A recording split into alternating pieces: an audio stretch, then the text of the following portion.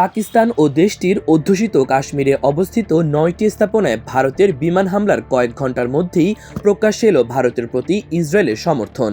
ভারত এই অভিযানের নাম দিয়েছে অপারেশন সিন্দুর। বুধবার এক্সে এক বার্তায় ভারতে নিযুক্ত ইসরায়েলের রাষ্ট্রদূত রেউভেন আজার বলেন, সন্ত্রাসীদের জানা উচিত তাদের জঘন্য অপরাধের জন্য কোনো নিরাপদ আশ্রয় নেই। ইসরায়েল ভারতের আত্মরক্ষার অধিকারকে সমর্থন করে।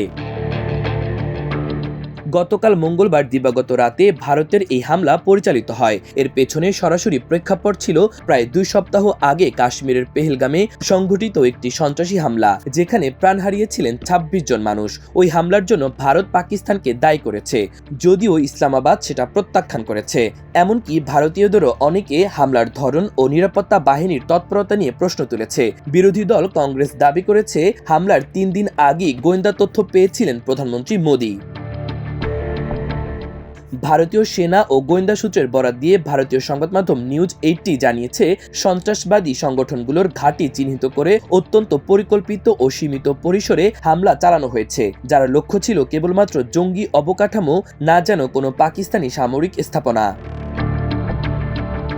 ভারতীয় সেনা সূত্র বলেছে, ভারতীয় হামলায় পাকিস্তানি জঙ্গি সংগঠন জয়শ-ই মোহাম্মদের ঘাঁটি পুরোপুরি ধ্বংস করেছে। ইসরায়েল ভারতের এই পদক্ষেপকে সমর্থন জানালেও ভিন্ন সুরে কথা বলছে তুরস্ক। পাকিস্তানের পররাষ্ট্রমন্ত্রী ইশাক দারকে ফোন করে তুরস্কের পররাষ্ট্রমন্ত্রী হাকান ফিদান ভারতের এই হামলাকে অপ্রস্তুত আগ্রাসন বলে অভিহিত করেন। পাকিস্তানের পররাষ্ট্র মন্ত্রণালয়ের বিবৃতি অনুযায়ী, তুরস্ক এ সময় পাকিস্তানের প্রতি সংহতি জানায় এবং আঞ্চলিক নিরাপত্তা পরিস্থিতির অবনতিকে উদ্বেগ প্রকাশ করে। 2 দেশ পরবর্তী পরিস্থিতি নিয়ে ঘনিষ্ঠ সমন্বয়ে থাকার সিদ্ধান্ত নেয়। নয়াদিল্লি স্পষ্ট জানিয়েছে, অপারেশন সিন্দুর ছিল সম্পূর্ণভাবে সুনির্দিষ্ট, পরিমিত এবং উত্তেজনা না বাড়িয়ে সন্ত্রাসের বিরুদ্ধে দৃঢ় অবস্থান নেয়ার প্রচেষ্টা। আন্তর্জাতিক কূটনৈতিক মহলে ভারতের এ পদক্ষেপ ইতোমধ্যেই মিশ্র প্রতিক্রিয়া সৃষ্টি করেছে। এই ক্ষেপণাস্ত্র হামলা নিয়ে ট্রাম্পকে জিজ্ঞাসা করা হলে তিনি বলেন, এটা লজ্জাজনক। আমরা এইমাত্র এটি সম্পর্কে শুনেছি।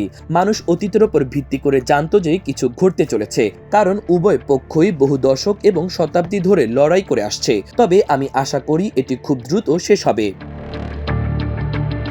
এদিকে পাকিস্তানে ভারতের হামলার প্রেক্ষিতে গভীর উদ্বেগ প্রকাশ করেছেন জাতিসংঘের মহাসচিব আন্তোনিও গুতেরেস। মুখপাত্র স্টিফেন দুজারিক এক বিবৃতিতে বলেন, নিয়ন্ত্রণ রেখা ও আন্তর্জাতিক সীমান্ত অতিক্রম করে ভারতের সামরিক অভিযান নিয়ে মহাসচিব গভীর উদ্বেগ জানিয়েছেন। তিনি উভয় দেশকে সর্বোচ্চ সামরিক সংযম অবলম্বনের আহ্বান জানিয়েছেন।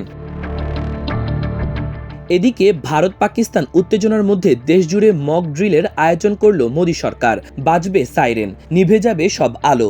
যুদ্ধ শুরু হলে কিভাবে নিজেদের প্রতিরক্ষা করবে জনগণ, সেই বিষয়ে মানুষকে সতর্ক করতে বুধবার অর্থাৎ 7 মে দেশের প্রায় প্রতিটি রাজ্যে মহড়ার নির্দেশ দিল ভারতের স্বরাষ্ট্র মন্ত্রণালয়।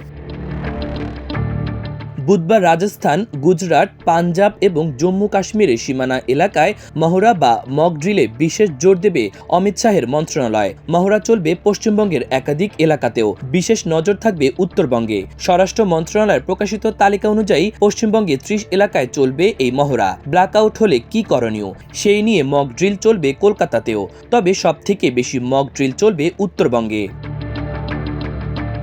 উত্তরবঙ্গের কুচবিহার, দার্জিলিং, জলপাইগুড়ি, মালদা, শিলিগুড়ি, আলিপুরদুয়ার, বালুরঘাট, ফারাক্কায় হবে মক ড্রিল। এছাড়া গ্রেটার কলকাতা, দুর্গাপুর, হলদিয়া, হাসিমারা, খড়গপুর, আসানসোল, রায়গঞ্জ, ইসলামপুর, দিনহাট সহ হাওড়া, হুগলির একাধিক এলাকায় চলবে মহড়া।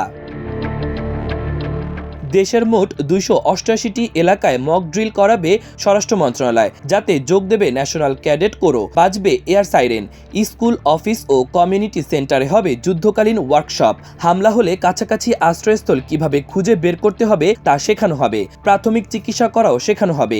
এছাড়া মিলিটারি বেস, পাওয়ার প্ল্যান্ট বা গুরুত্বপূর্ণ বিল্ডিংগুলো এমনভাবে ঢেকে দেওয়া হবে যাতে স্যাটেলাইটে ধরা না পড়ে। মাল্টিমিডিয়া ডেস্ক, আমার দেশ।